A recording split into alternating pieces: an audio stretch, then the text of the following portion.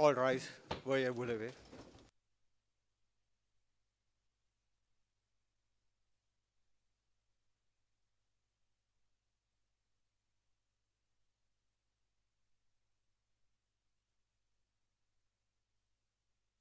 The mechanism for international criminal tribunals is now in session. L'audience du mécanisme pour l'ex-tribunal pénal international est ouverte. Please be seated.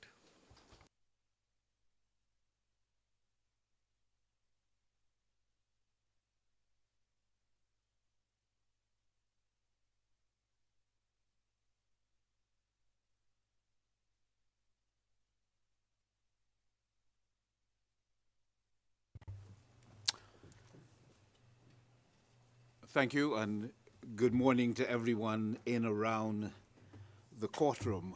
Would the registrar please call the case? Thank you and good morning, Your Honors. This is case MICT 1596E. The prosecutor was Jovica Stanišić and Franco Simatović. Thank you. May we have the appearances, please, starting with the prosecution? Good morning, Mr. President, and Your Honors. For the prosecution, Douglas Stringer, Adam Weber, Grace Harbor, Sarah Clanton, and our case manager, Thomas Logel.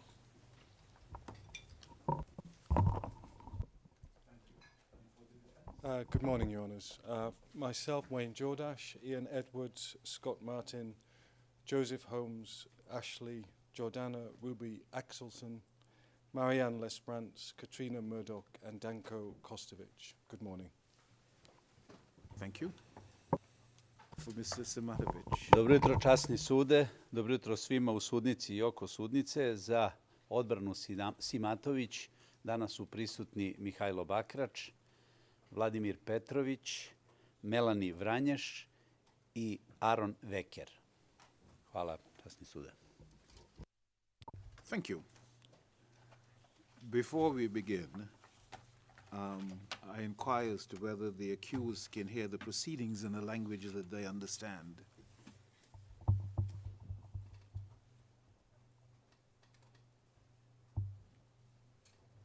Mr. Stanišić can. I gospodin Simatović može.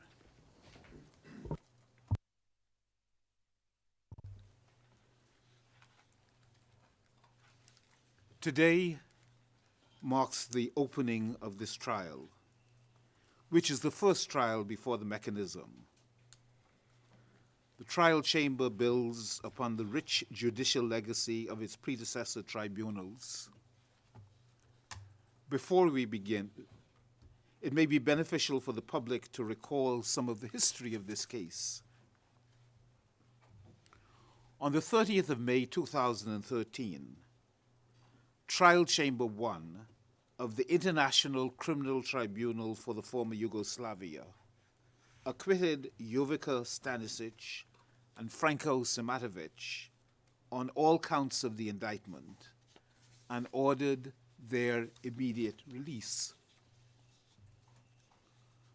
On the 9th of December 2015, the ICTY Appeals Chamber quashed the acquittals and ordered a retrial on all counts of the indictment. In accordance with the statute of the mechanism and the transitional arrangements annexed to the statute, the retrial is taking place before the trial chamber of the mechanism. On the 18th of December 2015, both accused entered pleas of not guilty on all counts of the indictment. Shortly after their initial appearance, the trial chamber granted the accused provisional release. The accused returned to the United Nations Detention Unit on the 30th of May in view of the imminent commencement of the retrial. During the pre-trial phase, the trial chamber dealt with numerous issues concerning the evidence that may be tendered during the retrial and the manner of its presentation. The trial chamber also heard expert evidence in relation to the medical condition of the accused and determined the sitting schedule accordingly. In this regard, we are informed that Mr. Stanišić may have a request for an adjustment of the sitting schedule, and I invite counsel to raise any such request at the end of today's hearing, if time permits, or otherwise at the start of the hearing tomorrow. As previously indicated, the trial chamber will remain alert to the accused's health conditions throughout the trial.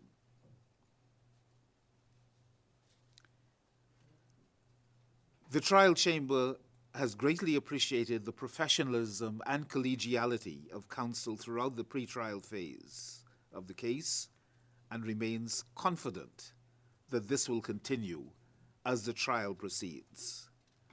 And now I invite Mr. Stringer to make the prosecution's opening statement.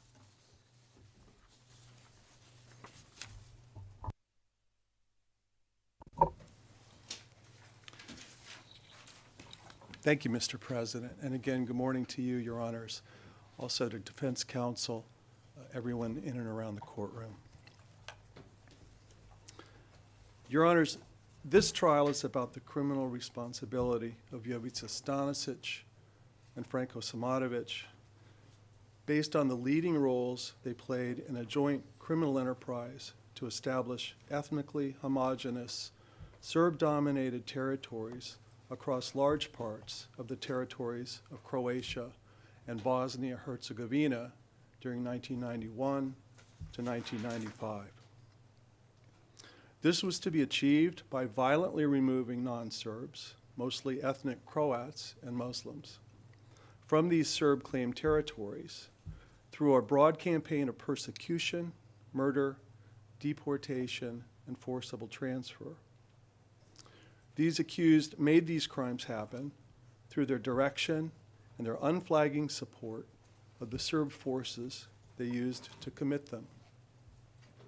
They intended these crimes, continuing to direct and support those Serb forces, even as they and the world witnessed the pattern of violence, the displacement and dispossession that targeted thousands of innocent civilians across Croatia and Bosnia-Herzegovina during 1991 to 1995. In my remarks this morning, Your Honors, I'm going to start with a general overview of the case and then come back to address various aspects of it in greater detail, focusing on events in Croatia. My colleague, Mr. Weber, will then continue with our submissions regarding the events in Bosnia. Your Honors, in 1990, the country of Yugoslavia, officially the Socialist Federal Republic of Yugoslavia, or the SFRY, consisted of 6 republics. Yugoslavia was ethnically diverse, its population consisting of many ethnic groups or nationalities spread throughout its republics. And Your Honors, I should note here, we're going to be having slides during the course of the opening. You can see them on the monitors in front of you. Also, I'm told that if you can switch to eCourt, there you'll see the screens on the monitor. Sorry, you'll see the slides on the monitors directly in front of you. Thank you. By 1990, a variety of forces were at work that would eventually lead to the dissolution of Yugoslavia into its constituent republics. And there were competing visions of what Yugoslavia should look like afterwards. One vision foresaw a realignment of much of the territory of Yugoslavia and its population along national ethnic lines. It was a vision intended to bring about ethnic separation, that is, the gathering of one ethnic group together in a single territory that it could control. 3 of the principal ethnic groups in Yugoslavia at the time were the Serbs, the Croats, and the Muslims, also known as Bosniaks.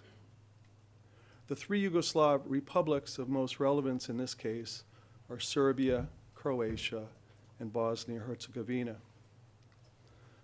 From this point, Your Honors, I'll refer to Bosnia-Herzegovina simply as Bosnia, because this case does not charge crimes that were committed in Herzegovina. The various ethnic groups of Yugoslavia had been mixed throughout each of these republics for generations or longer. Many ethnic Serbs lived not just in Serbia, as the name implies, but also in Croatia. Croat and Muslim populations lived in Serbia. Bosnia was highly mixed, with populations of Muslims, Serbs, and Croats. The story of this case begins in Belgrade, which was the capital of Yugoslavia and of its constituent republic, Serbia.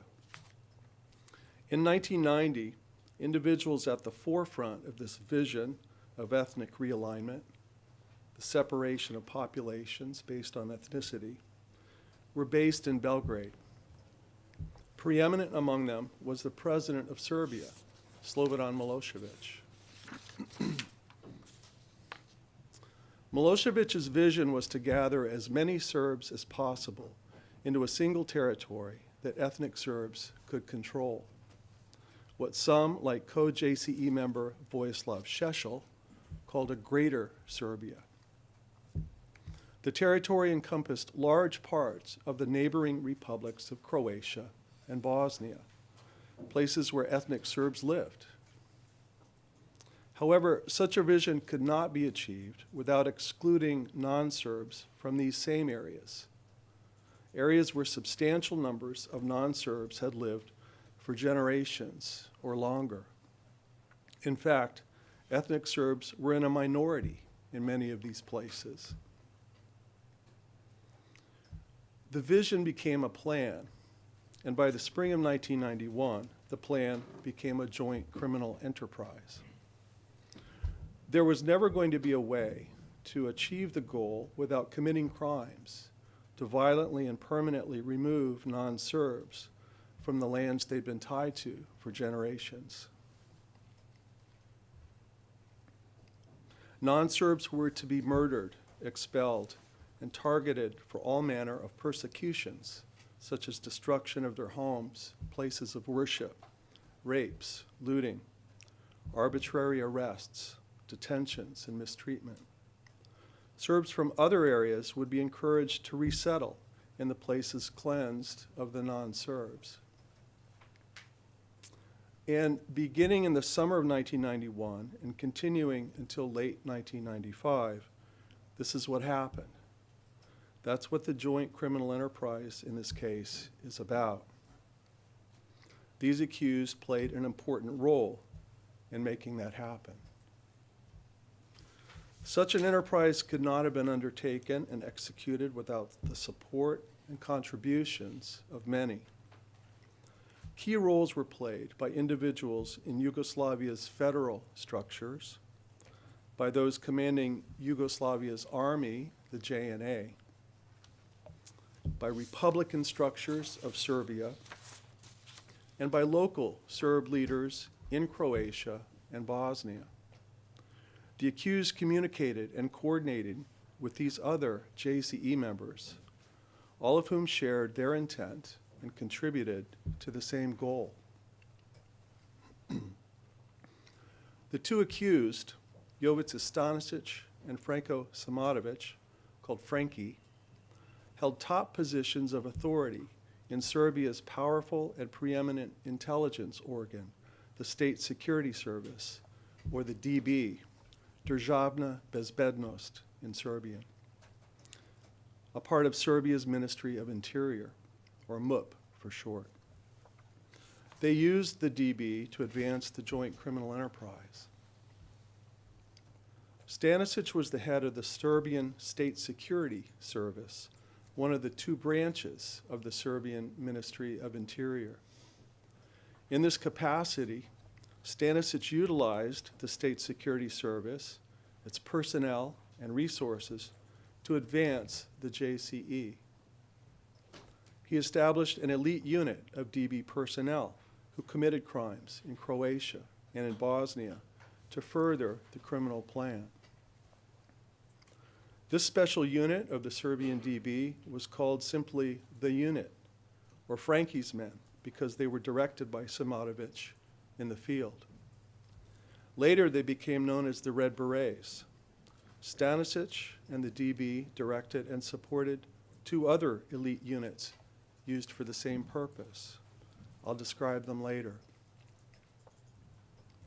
In addition, through Stanišić, the DB played a key role in directing, training, and arming other Serb forces to be used to commit crimes intended to remove non-Serbs.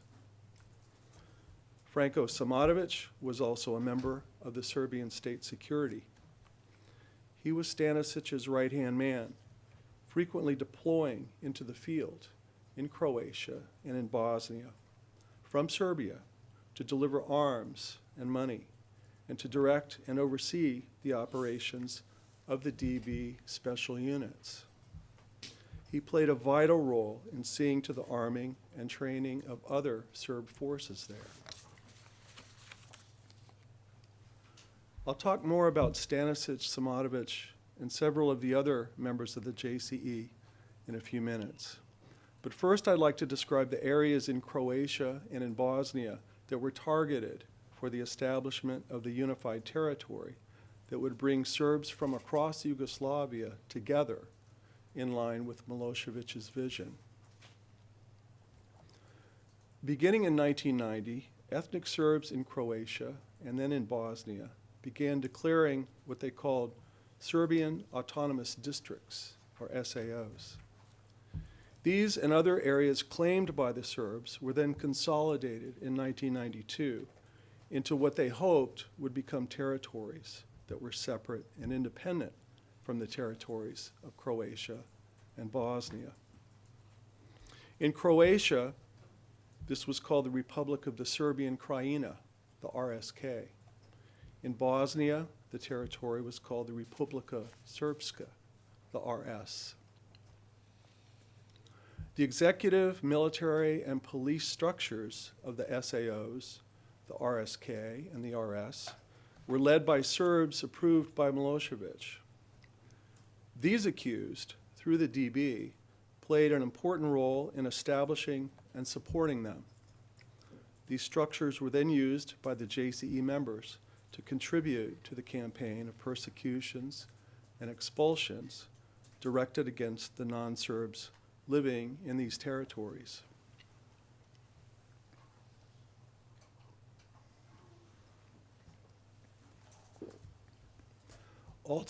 Excuse me.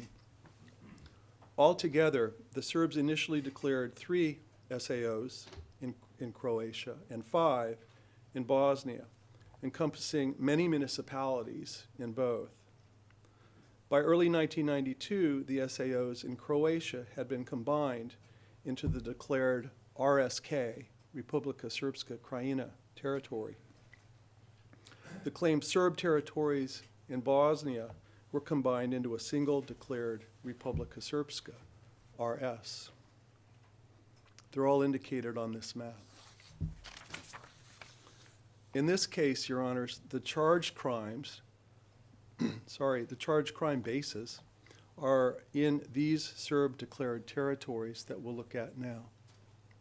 The SAO Krajina, which covered the western part of Croatia.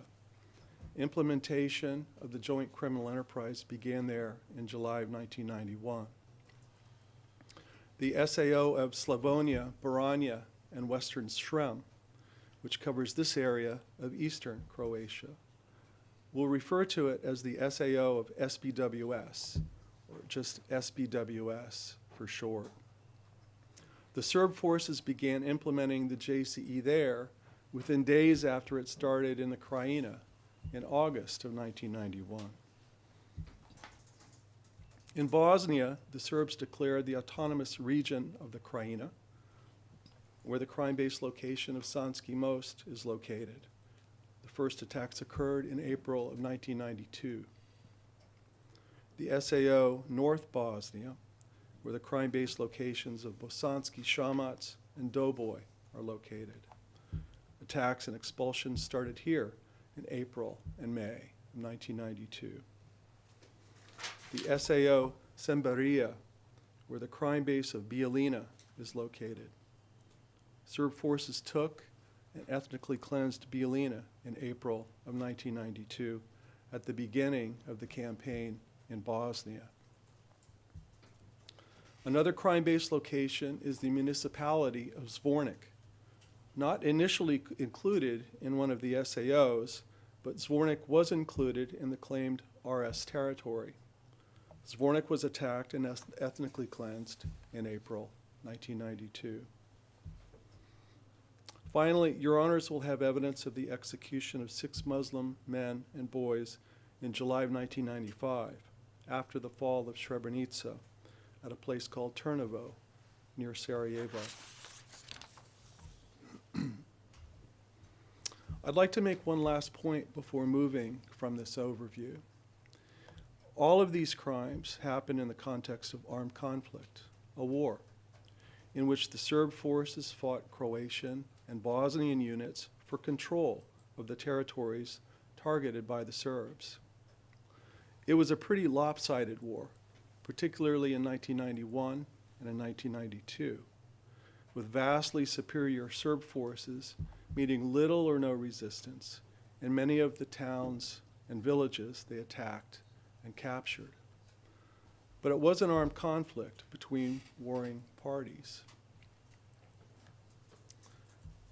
The pattern of crimes will make clear, however, that the deaths, the destruction, and all that accompanied the departure of thousands of non-Serbs from across Croatia and then Bosnia was not an unintended consequence of a conflict in which Serb forces tried to protect civilians and follow the law of armed conflict. The crimes were an intended feature of a plan to violently remove non-Serbs. Civilians were a target. Their removal was the objective. We will see it time and time again in the groups of men taken behind a shed or in a cornfield and executed within meters of their family.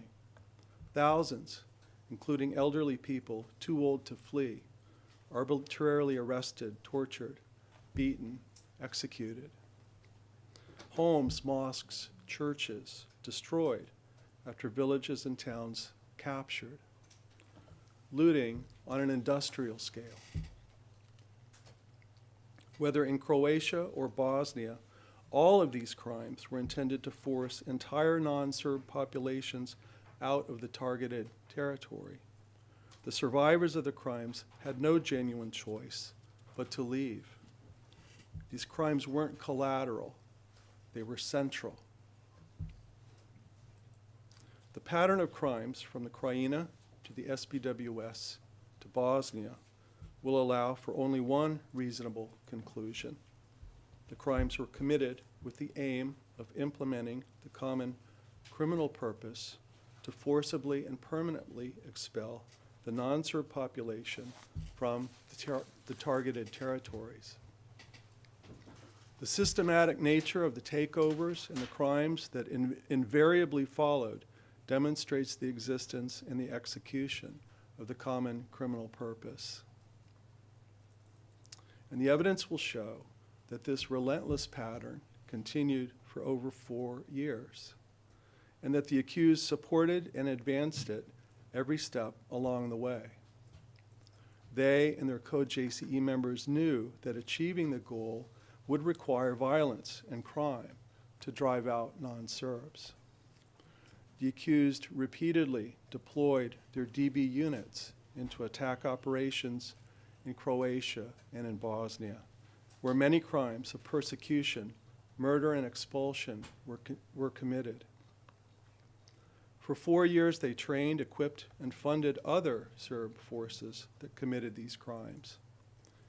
For 4 years, they continued to support, communicate, and collaborate with other JCE members, working to achieve the same goal.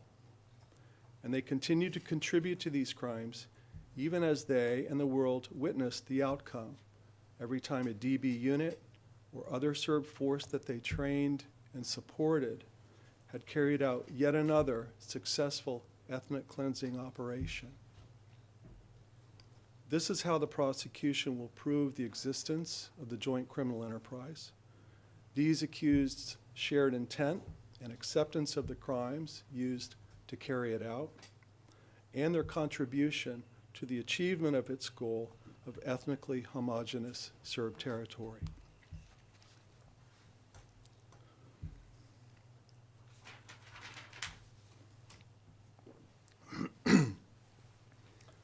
And with that as an overview, Your Honors, I'd like now to describe in more detail the Serbian DB as an organ of the Republic of Serbia and the accused positions in it. At all relevant times, Serbia's Ministry of Interior consisted of two departments: State Security, the DB that I've mentioned, and the Public Security Service. Serbian State Security, the DB, was run at all relevant times by Jovica Stanišić. The DB was a highly capable, well-organized, and powerful intelligence organization. Its members and operatives were sworn to secrecy.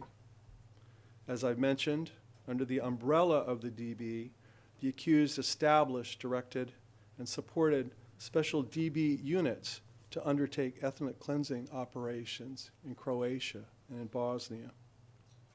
And they trained other Serb forces to do the same.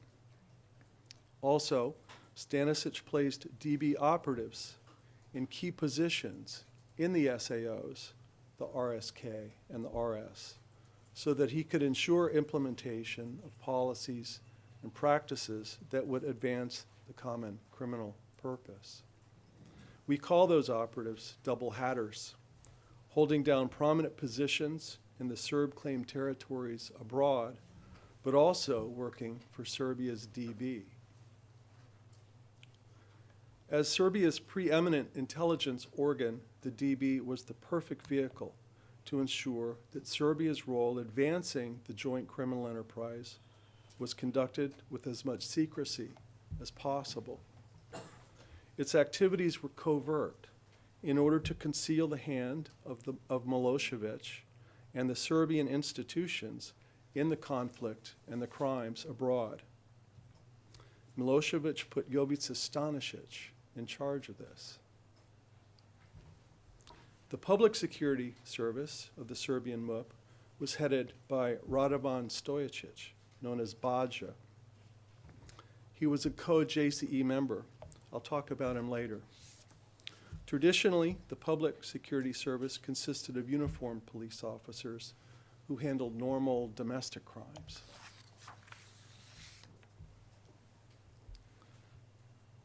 Jovica Stanišić, nicknamed Ledeni, or Man of Ice, joined the Serbian DB in 1975. He excelled in the service and rapidly ascended the ranks. Throughout 1991, Stanišić was nominally the deputy chief of the DB, but throughout 1991, Stanišić served as the de facto chief of the Serbian DB. On 31 December 1991, President Milosevic officially appointed him chief of the DB, making him Deputy Minister of Interior for the Republic of Serbia. Stanišić exercised authority beyond Serbia, authority over Serb governmental, police, and military structures that were set up abroad in the Krajina, SPWS, and Bosnia.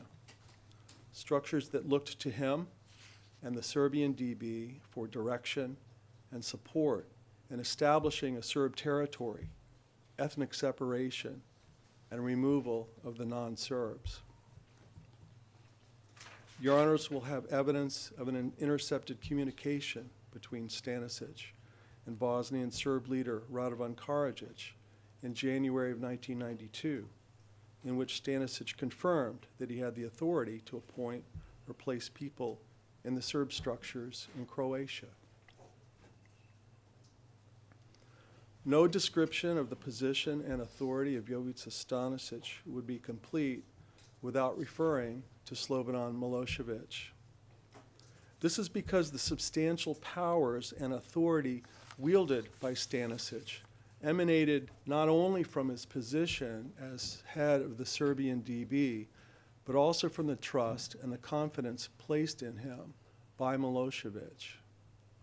Slobodan Milosevic came to dominate Serbia's political and military structures, largely through manipulation of Serbian nationalism, an element of which was that all Serbs must live in a territory controlled and populated by Serbs. Milosevic controlled all major decisions and institutions of the Serbian government, and he enjoyed extensive power over federal Yugoslav institutions as well. In March of 1991, on the eve of the JCE, Milosevic publicly signaled his intention to safeguard the security of Serbs outside Serbia through the use of Serbia's MUP, which, as I've mentioned, consisted of the State Security Service and the Public Security Service. Milosevic was the driving force behind the conception and implementation of the JCE, and he entrusted key aspects of its implementation to Stanišić and Simatović. Franko Simatović, better known as Frankie, joined the Serbian DB in 1978. At all relevant times, Simatović was a direct subordinate of Jovica Stanišić. Within the official Serbian DB structure, he was a senior member and then chief of the DB's second administration, which generally dealt with intelligence matters involving foreign services. But the role that Simatović played in the JCE goes well beyond the scope of his de jure functions in the DB's second administration. As part of the DB's covert mission to facilitate the establishment of Serb-dominated territory in Croatia and in Bosnia, Simatović personally oversaw and directed DB activities abroad, including the DB special units.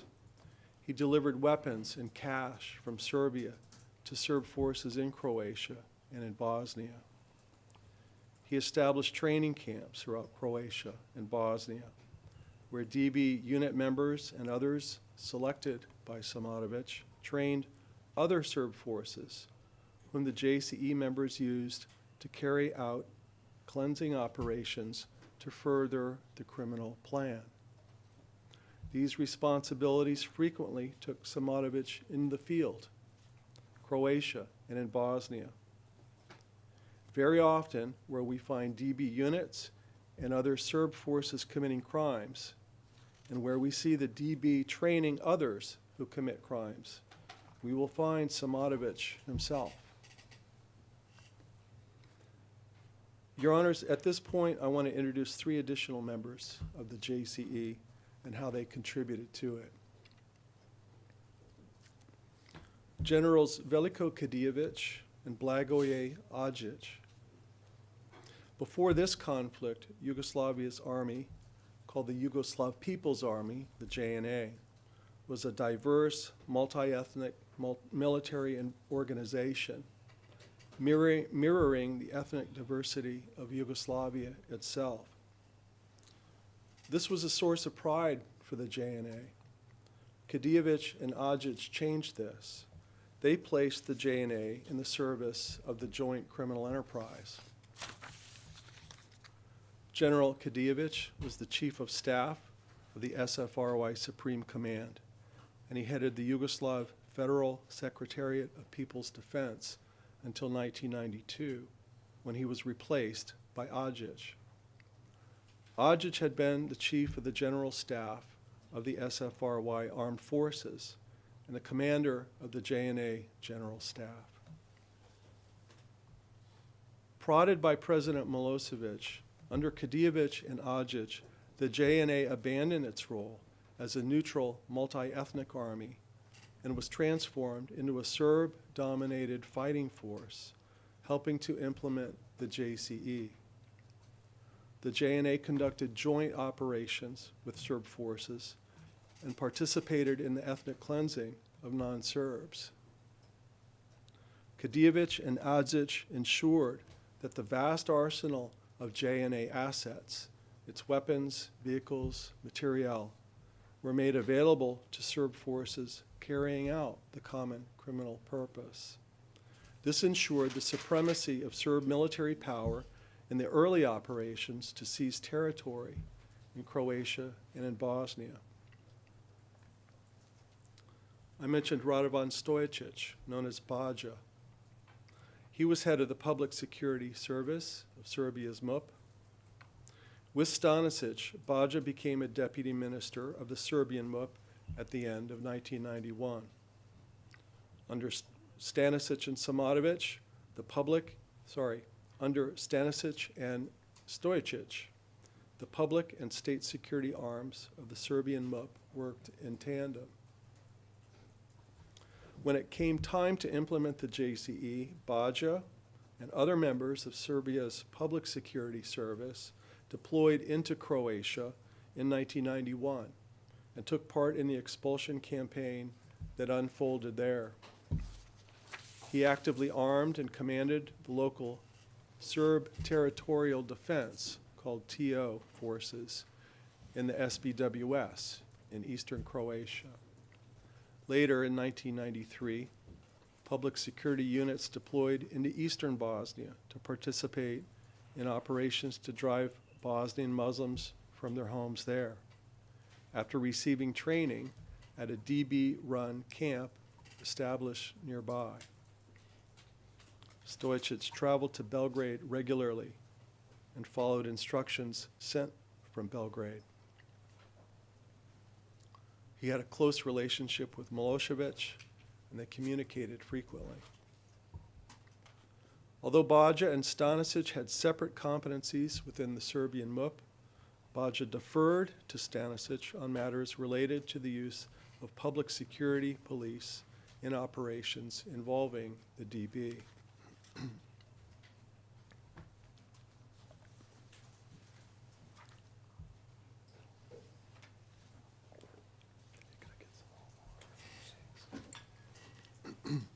Your Honors, at this point I'd like to step back and describe just a few of the political developments that gave rise to the establishment of the SAOs, the Serbian Autonomous Districts, the RSK and the RS in Croatia and Bosnia, and those parallel political, military, and police structures within them. Some of the other JCE members with whom these accused worked to implement the Joint Criminal Plan were in charge of these structures, and I'll refer to them in this section. The establishment of the Serbian Autonomous Districts, the RSK and the RS, occurred in the context of profound change taking place across Yugoslavia in 1990 and 1991. Despite being a multi-ethnic country, Yugoslavia had, since its inception at the end of World War II, been governed by a single party, the Communist Party.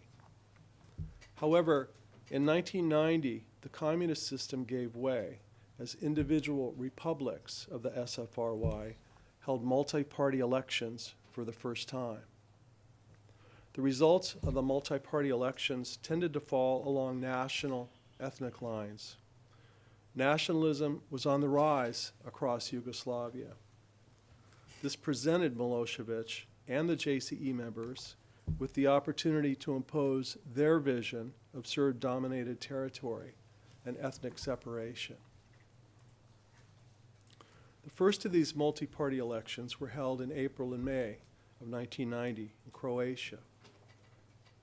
In Croatia, the Croatian Democratic Union, the HDZ party, won more than 41% of the vote, which gave it a majority in the Croatian parliament. Soon afterwards, Franjo Tuđman became the president of the presidency of Croatia, which at that time was still a republic of the SFRY. Serbs in Croatia did not support the HDZ or Tuđman and had largely voted for Serb or multi-ethnic parties in the election.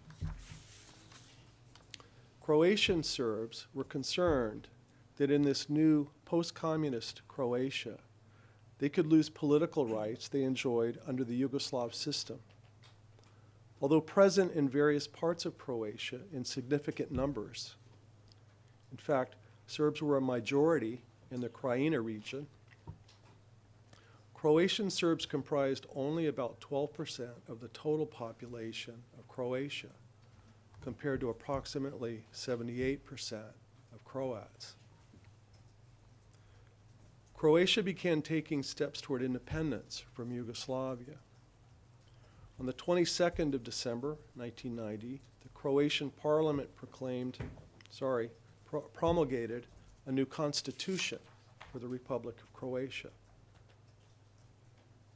And in the eyes of many Croatian Serbs, the language of the new constitution demoted them from their status as a constituent nation or people, a status they enjoyed under the SFRY system, to that of a national minority in Croatia.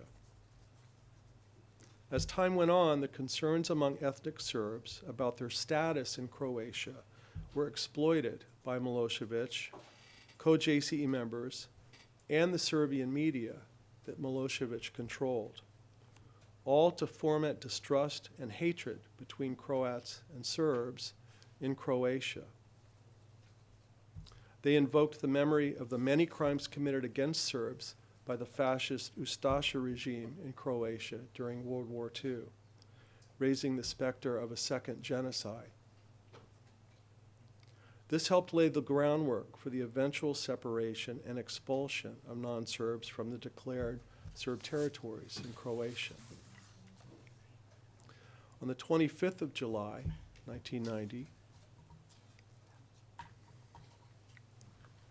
within just a few months after Croatia's multi-party elections,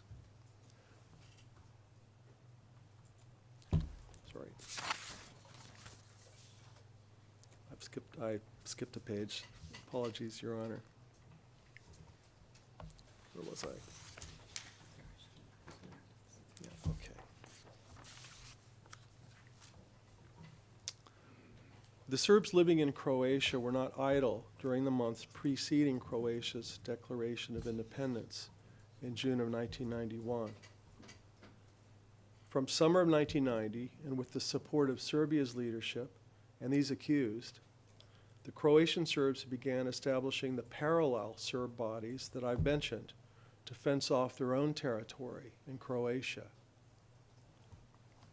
First, I'll discuss events in the Krajina region, whose capital is the town of Knin. In the Krajina, the Serb political leader during this early period was named Milan Babić. He's a JCE member. Babić was a dentist in Knin. Initially, Babić served as the president of what was the first of the parallel governmental Serb structures set up in Croatia, a Serb executive body called the Serbian National Council, or the SNC. On the 25th of July, 1990, within just a few months after Croatia's multi-party elections, the Krajina SNC, led by Babić, issued a declaration on sovereignty and autonomy from Croatia. In August and September of 1990, Babić, with Milosevic's guidance, organized a referendum on Serb autonomy within Croatia. It was reported that over 97% of Serbs voted in favor of autonomy. This referendum marks the beginning of the physical separation between Serbs and Croats. The physical separation first manifested itself in what came to be known as the Log Revolution, which began in August of 1990. Serbs began placing barricades around Serb towns and villages, blocking the roads in order to prevent Croatian authorities, like the police, from entering. The barricades isolated Croats in their villages. This was called the Log Revolution for the logs placed across the roads as barricades. In addition to Milan Babić, the other prominent leader of Serbs in the Krajina at this time was Milan Martis. Martis was a police officer from Knin with an undistinguished career. At this early stage, Martis became a prominent advocate and organizer of the log revolution, which he accomplished with the assistance of a Serbian DB operative named Dusan Orlović. Martis played a key role in organizing and leading the parallel Serb police structure that was set up in the Krajina and later the RSK. Neither Babić nor Martis had any real background or experience in politics or government. Milosevic approved of their roles in the Krajina leadership because of their enthusiastic support for the plan to separate Serbs from Croats throughout the Krajina region that was claimed as Serb territory.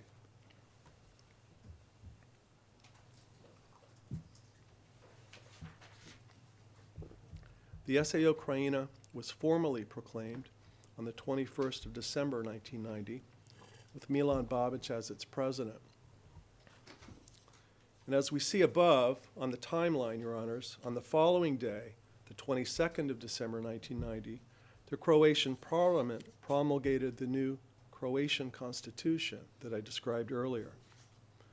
And so Croatia and the Serbs in Croatia were moving in very different directions by the end of 1990. On the 1st of April 1991, the SAO Krajina Executive Council voted to secede from Croatia altogether. And it was 9 months later, on the 19th of December 1991, when the Krajina declared itself to be a fully independent state, the Republic of the Serbian Krajina, the RSK. Babić was its first president. A few more words, Your Honors, about co-JCE members Babić and Martis and their relationship with other JCE members. As a political leader of the SAO Krajina and then the RSK, Milan Babić served at the pleasure of Slobodan Milosevic. He was removed by Milosevic in early '92 because of a disagreement about whether to accept the Vance Plan, which was an agreement proposed by the international community for a ceasefire and resolution of the conflict in Croatia. Babić is unique as he's a JCE member who admitted his guilt. He confirms the existence of the JCE, the role of its members, including the accused, and he admits his own role in furthering the objective of an ethnically homogeneous Serb territory. In 2004, Babić pled guilty to persecution for his participation in the JCE and was sentenced by a chamber of the ICTY to 13 years imprisonment. In 2006, Babić took his own life during the course of his testimony in the case against Milan Martis. Milan Martis was an early and vocal proponent of extreme Serbian nationalism and ethnic separation in the Krajina. Here he is with Jovica Stanišić in 1994. Martis considered Jovica Stanišić to be his boss, referring to him as his, quote, only and first commander, end quote. Martis was a leading figure in the SAO Krajina and the RSK from its inception in 1990 until August of 1995, when the Croatian army retook the Krajina territory in what's called Operation Storm. At times, Martis served as RSK Minister of Interior or as Minister of Defense.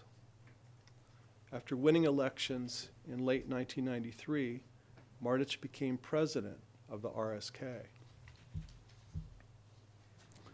The political developments leading to the establishment of the autonomous Serb district in eastern Croatia, the SAO of Slavonia, Baranja, and Western Srem, SBWS, followed the same pattern as that in the Krajina.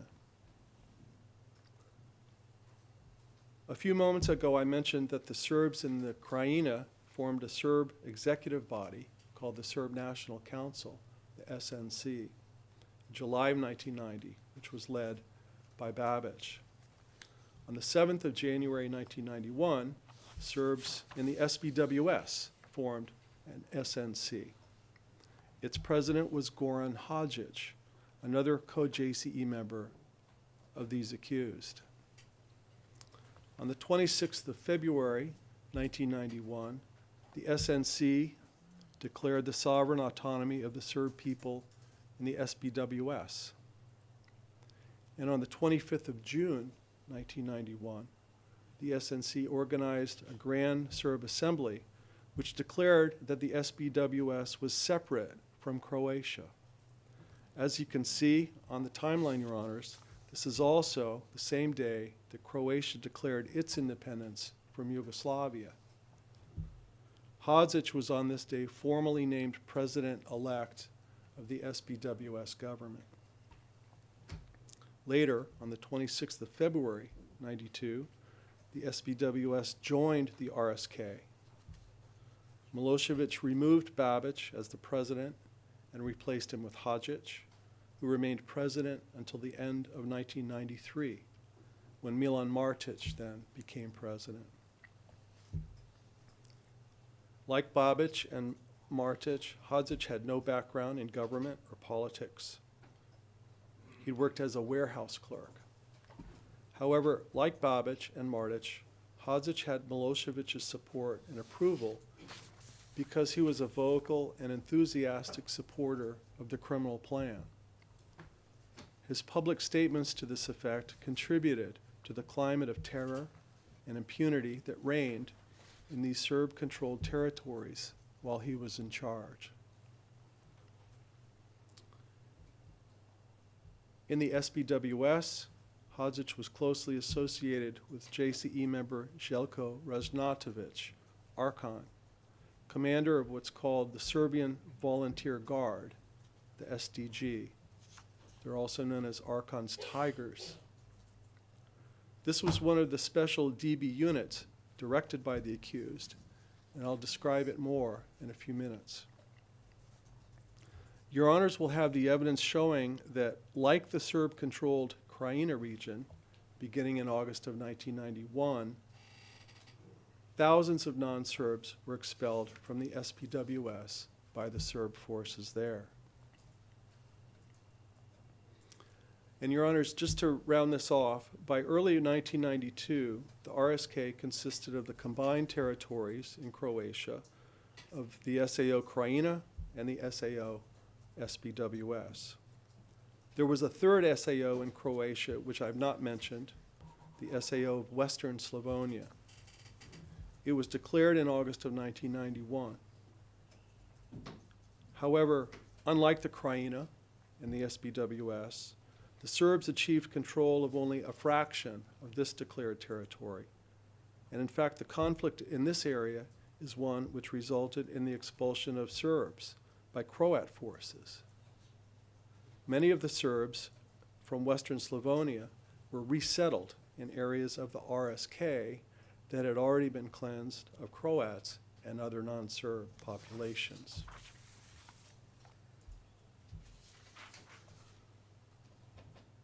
Earlier in my submissions, Your Honors, I referred to the establishment of the Serbian autonomous districts and the RS, the Republika Srpska, in Bosnia.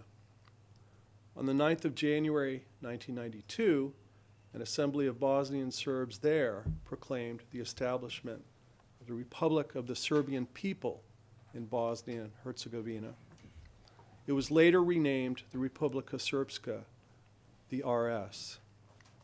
My colleague, Mr. Weber, will describe that in more detail in the course of his submissions and how it furthered the JCE.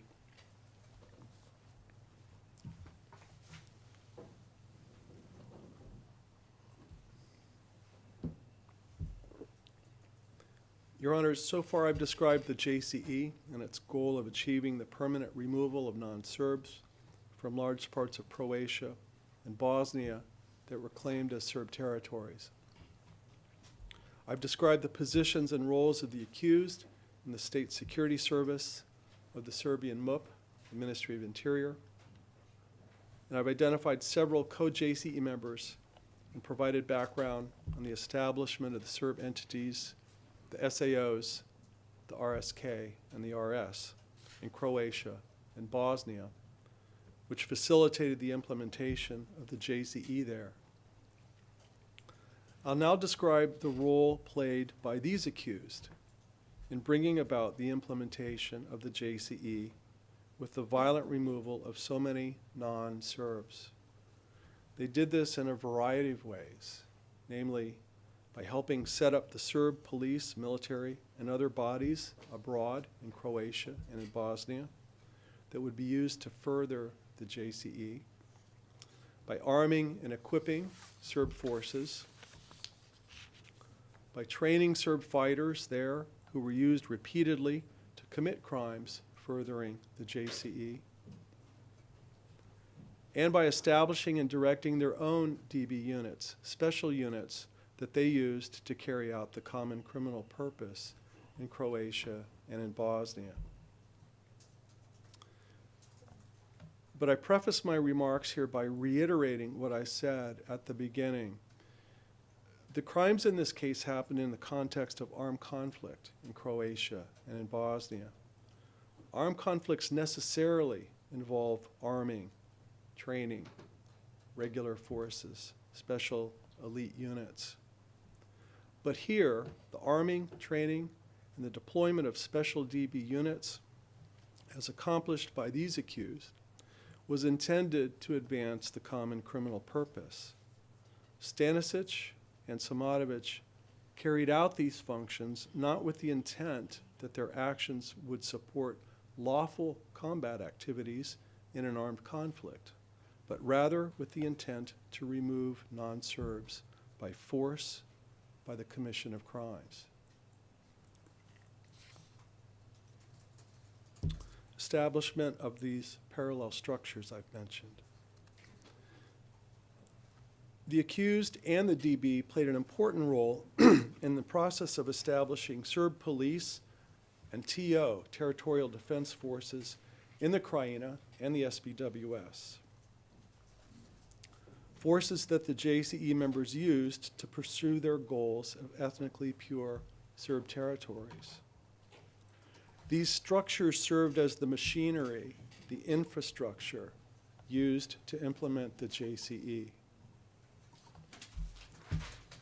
In the months leading up to the beginning of the joint criminal enterprise, from January of 1991, Stanišić and Simatović worked with Milan Martis and Serbia's Interior Minister, Radmilo Bogdanović, who's also a co-JCE member, to establish a Serb police force and set up Serb police stations across the Krajina. Stanišić assured Martis that he would provide all financial, technical, and personnel resources, and Simatović delivered these resources. This police force under Martis came to be known as the Militia Krajina, or the Martichevci, Martich's men, because they operated under his direct command. Martis in turn acted at the direction of the accused. Throughout the latter half of 1991, with complete material and financial support from the accused, Martis led the Krajina police and TO forces in attacking and ethnically cleansing Croat villages throughout the Krajina, murdering Croats, destroying their houses, villages, churches, and schools. In addition to regular Serb police forces, Stanišić went to Knin in the Krajina in person to organize a state security service, a DB, for the SAO Krajina.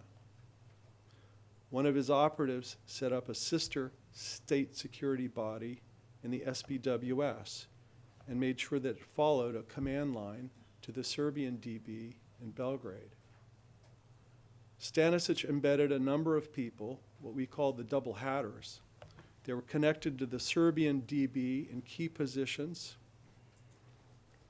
in the police, military, and DB structures in both the Krajina and the SPWS. Operatives Rade Kostic and Ilija Kojic took the lead in setting up a Serb police force in the SPWS, working with SPWS President Goran Hadžić. The new Serb SPWS police received their uniforms and other supplies from the Serbian DB. In July of 1991, Hadžić appointed Kojic to be the commander of the local Serb TO, the local defense forces. Later, from early 1992 until the end of the JCE in 1995, Kojic served as the Deputy Minister of Interior for the RSK. He was a DB operative the entire time. Arming. Once the parallel Serb police and military structures were established, the accused armed and supplied them. Positioned at the top of Serbia's premier intelligence service, the accused were able to acquire weapons and to quietly ensure their delivery across the border to Serb police and military personnel in Croatia and Bosnia. The accused were personally involved in providing weapons and ammunition, funding, communications equipment, supplies, vehicles, and other means to be used to cleanse the targeted areas of Croats and others who were not ethnic Serbs. I'll give a couple of examples. As early as 1990, Stanišić was sending money and weapons into the Krajina and the SPWS to trusted individuals such as Martis and to Ilija Kojic, who I've just mentioned. Simatović personally delivered bags of cash, truckloads of weapons into the Krajina from Serbia. He also issued written instructions on the distribution of weapons. Martic and other Serbs from the Krajina and the SPWS traveled to Stanišić's office in Belgrade to request funds, weapons, supplies, or to collect large quantities of money. The money and the weapons provided by the accused were distributed to Martic's Krajina police and TO, Territorial Defense, to trainees at a DB training camp established at a place called Golubić in the Krajina, and also provided these to the SPWS police and TO. From 1991 to 1993, Stanišić, Milošević, and other Belgrade-based JCE members orchestrated the delivery of weapon shipments into Serb-claimed parts of Croatia and Bosnia through a proxy organization called the Association for Serbian Emigres. Stanišić and other JCE members organized these shipments from Belgrade. Stanišić met regularly with others of the Serbian DB to discuss what shipments were necessary.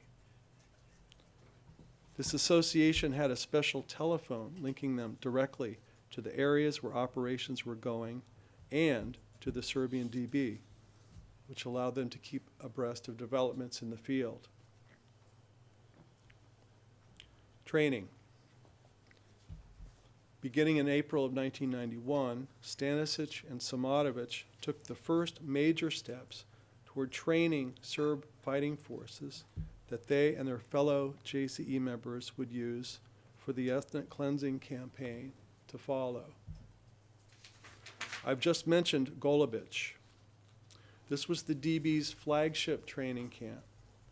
Simatović recruited a mercenary named Dragan Vasiliković, known as Captain Dragon, to conduct the training. They brought in operatives from the Serbian DB as instructors. At Golubić, Simatović delivered money, arms, fuel, vehicles, and uniforms. Over the next several months, Simatović personally coordinated with Martis to train and arm the first of thousands of recruits who would go on to carry out the crimes needed to achieve the expulsion of non-Serbs from the Krajina, beginning in the summer of 1991. Those trained at Golubic joined or returned to their home police or TO units throughout the Krajina and the SBWS. The accused kept the best and brightest of these trainees to form an elite unit of the DB itself. That's the unit I've referred to already, and I'll come back to it in a few minutes.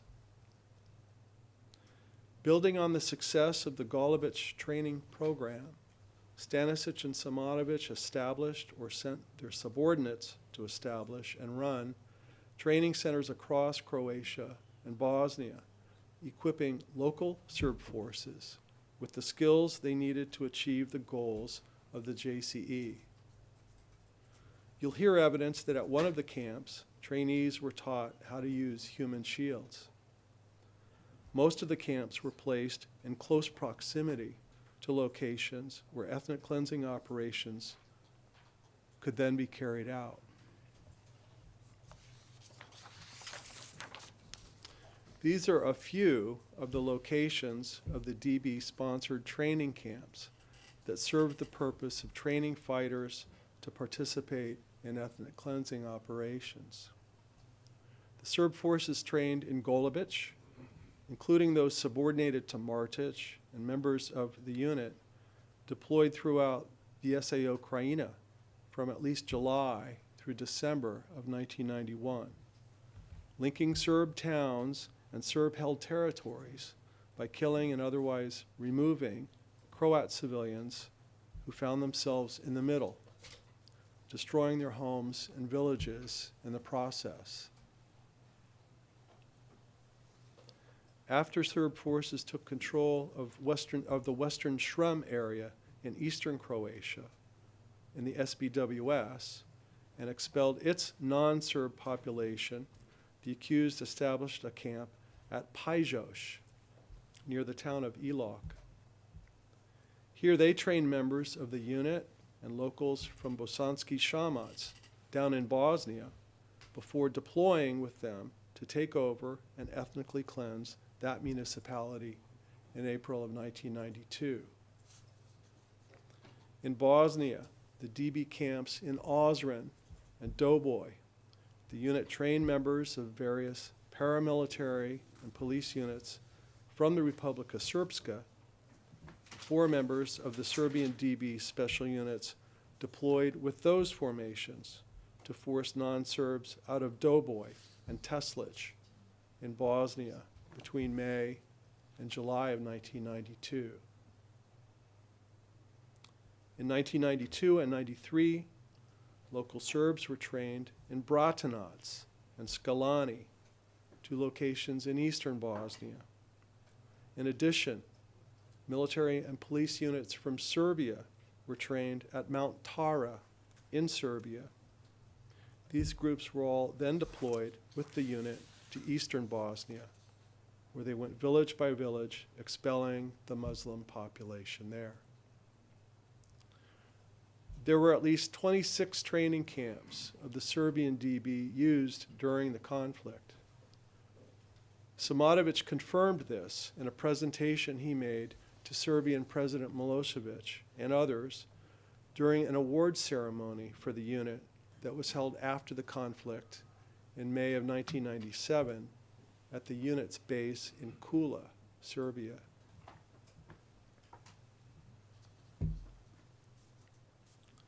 The accused didn't just arm and train others who would carry out the criminal plan of removing the non-Serbs. They established and directed their own DB unit, which became known as Frankie's Men, or the Red Berets, which they controlled and deployed in the field.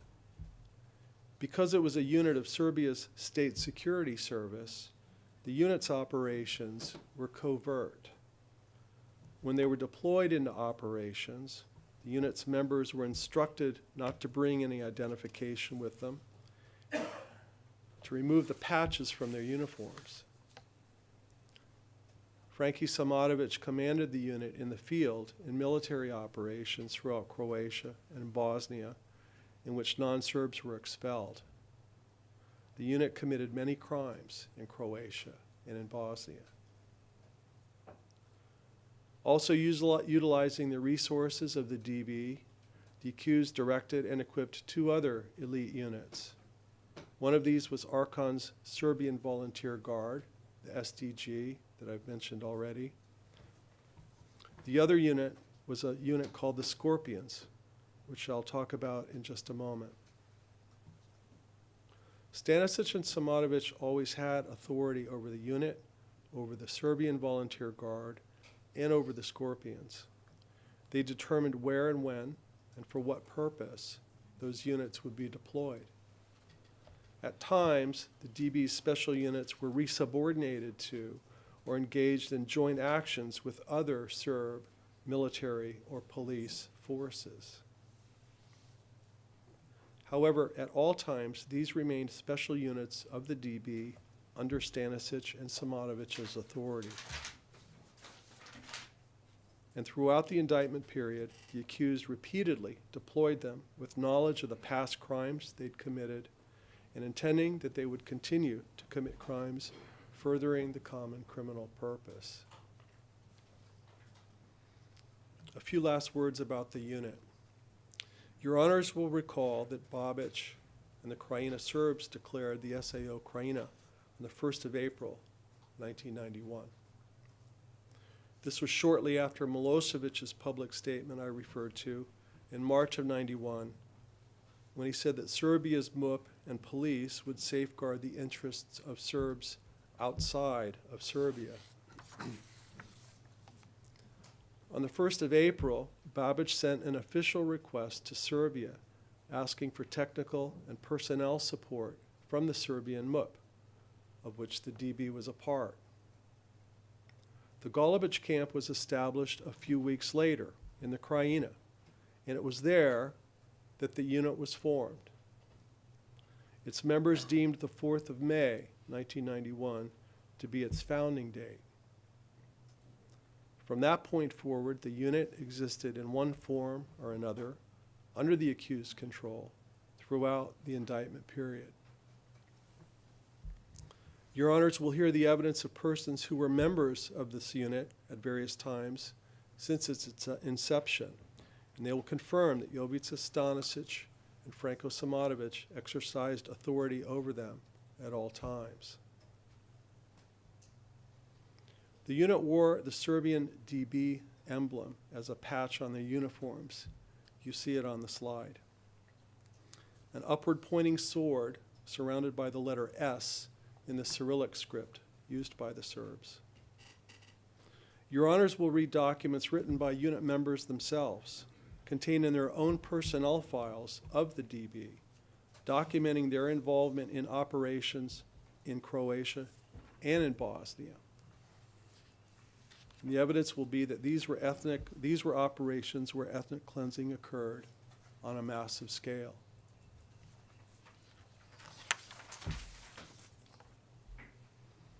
The second DB special unit you'll hear extensive evidence about is the SDG, the Serbian Volunteer Guard, also known as Arkan's Tigers. As mentioned already, the unit was led by JCE member Željko Raznatović, Arkan. Arkan was the most brazenly criminal member of the JCE. Even before the war, he was a known criminal from Belgrade's underworld. The unit was responsible for many of the brutal murders, persecutions, and forced displacements charged in this case, both in the SBWS and then throughout Bosnia, in such places as Bijeljina, Zvornik, Sanski Most, during the entirety of the indictment period. The Serbian Volunteer Guard had its headquarters in Belgrade, but in Croatia, the SDG was based in the town of Erdut in the SBWS, in the same compound where Hadžić's government was located. With the support of the accused, Archon's SDG units were well trained and equipped. Archon and his SDG perpetrated particularly cruel and violent crimes against prisoners and during expulsion operations. They committed large-scale executions. Archon publicly boasted about his crimes and the fact that he refused to take prisoners. Here's the patch of the SDG. Your honors will see that, like the units patch, this bears the image of the upward pointing sword and the 4 letters S in the Cyrillic script. A former member of Archon's SDG will testify that Archon's Serbian volunteer guard was under the command of Jovica Stanišić and Franko Simatović, and that the SDG included a lot of convicts and criminals, and that for this reason the DB never wanted to formally recognize them as a part of the Serbian DB.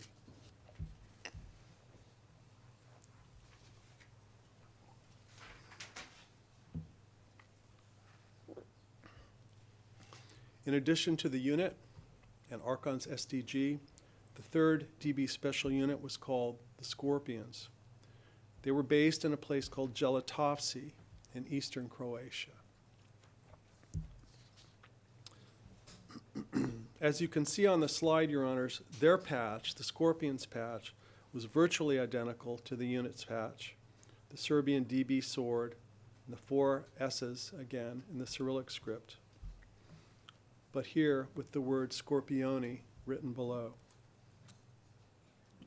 The DB double hatter Ilya Kojic, who at the time was Assistant Minister of Interior for the RSK, deployed the Scorpions into Turnovo in July of 1995, where they executed 6 Muslim men and boys. Mr. Weber will talk about that incident in more detail.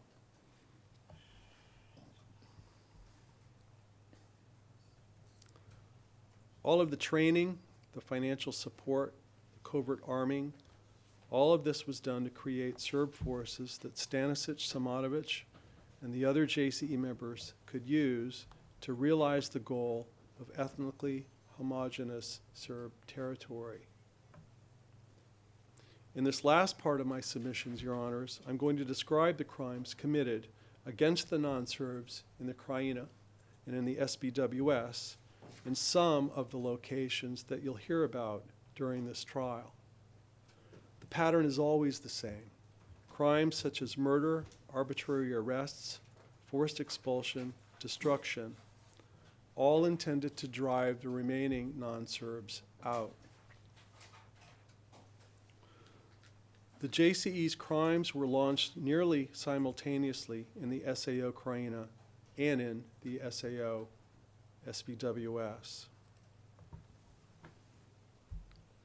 Fresh from training in Golubic on the 26th and 27th of July 1991, Captain Dragan launched Operation Žauka, Wasp or Sting. Under his leadership, members of the DB unit and Martić's police and other Golubic trainees swept through the town of Glina, firing at churches and schools, using Croat civilians as human shields, and ultimately driving out the non-Serbs. This marks the beginning of the implementation of the JCE in the Krajina. Simatović oversaw this operation, and he received reports about it beforehand and afterwards. Your Honors, this is a report from the Krajina Territorial Defense. It's dated the 27th of July, 1991, regarding the operation at Glina. And you'll see that Frankie was among those persons to whom the report was directed. You see his name at the last one of the recipients, the upper third.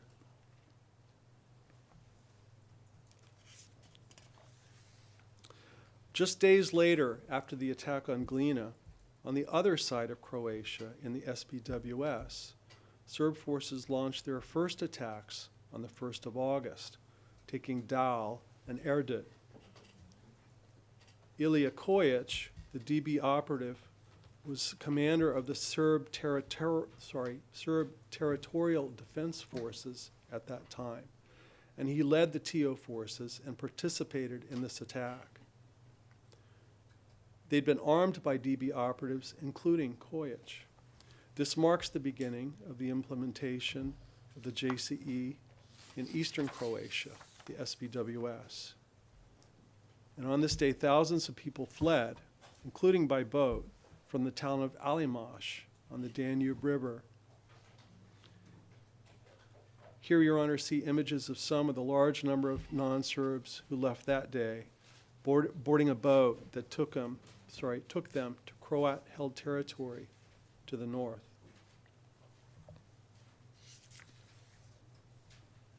In the months that followed the taking of Dal and Erdut, Arkan and the SDG, Hadzic's own security unit, called the SNB, and the Serb TO arrested, detained, beat, and murdered non-Serbs from the surrounding villages. For example, many non-Serbs, those Croats and also ethnic Hungarians who lived in this area, were arrested and detained at the police station in Dal. Arkan came to the police station with his men and ordered them to beat the detainees. The detainees were beaten with iron chairs, and the beating stopped only when the chairs fell apart. One victim, a man from Erdut, was beaten so badly that he was unrecognizable to the other prisoners, including a fellow prisoner who had known him for 20 years. On the 21st of September, 1991, Hadzic and Arkan together came again to the Dal police station. Hadzic ordered the release of 2 Croat detainees. Arkan's men removed 11 other prisoners and executed them. When the killings were made known, Hadzic and Arkan collaborated to silence any investigation by officially removing and threatening local police officials who documented the killings. By early autumn of 1991, Baja, Hadzic, and Arkan were all based at the Erdut Training Center, along with their forces who brutalized the non-Serb civilian population throughout the area. The training center and the nearby houses that they had appropriated were used for interrogations and beatings. On the 11th of November, 1991, Arkan's men and local Serbs working with them arrested 6 men from the town of Klisa and from 2 other towns. These men were employees of the state-owned agricultural cooperative. They were taken at gunpoint and driven to Erdut. One of them, a Serb, was released when he told Arkan of his ethnicity. The others, all non-Serbs, were beaten and interrogated at a house near the training center before being transferred there for further mistreatment. They were held for several days in a windowless room with no light and a bucket for a toilet for the 7 of them. 2 of the men, the Dasović brothers, were released through the intervention of a Serb relative in the JNA. The 5 remaining men were executed. Their bodies were dumped into a pit.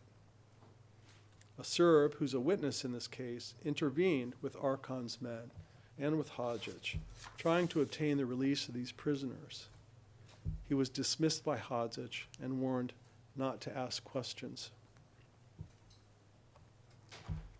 Returning to the Krajina, Your Honors, Serb forces attacked the town of Kijevo in southern Croatia on the 26th of August, 1991.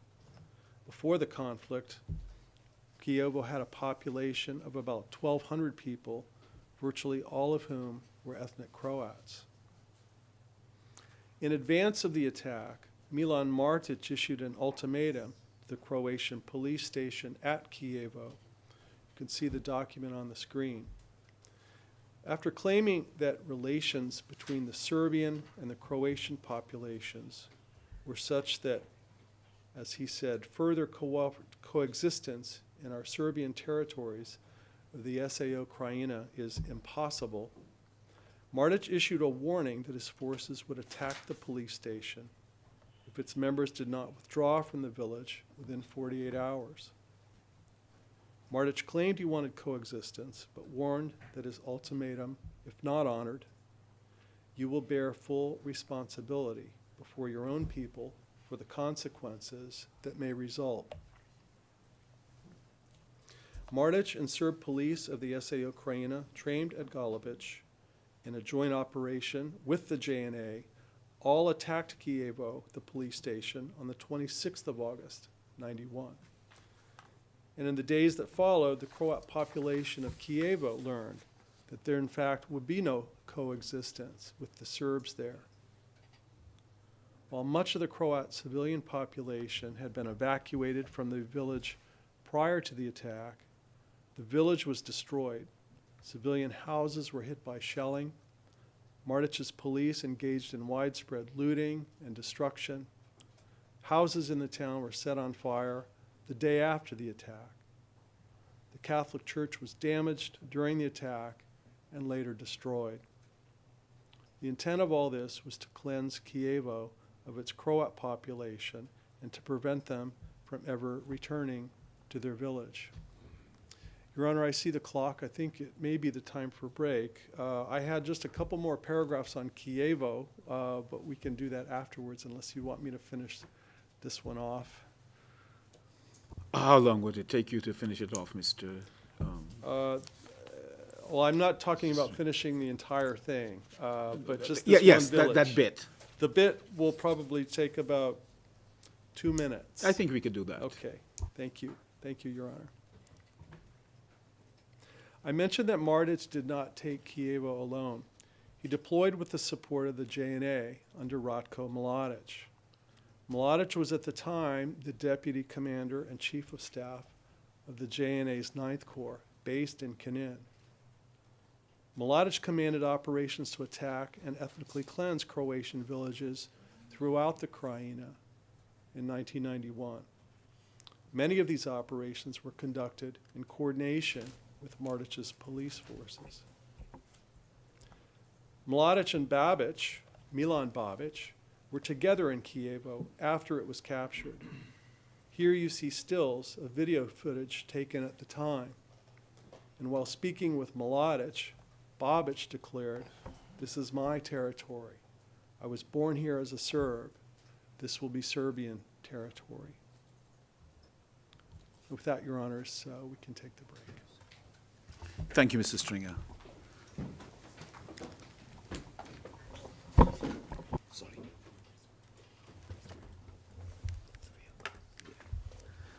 So we resume at 3 o'clock. Thank you.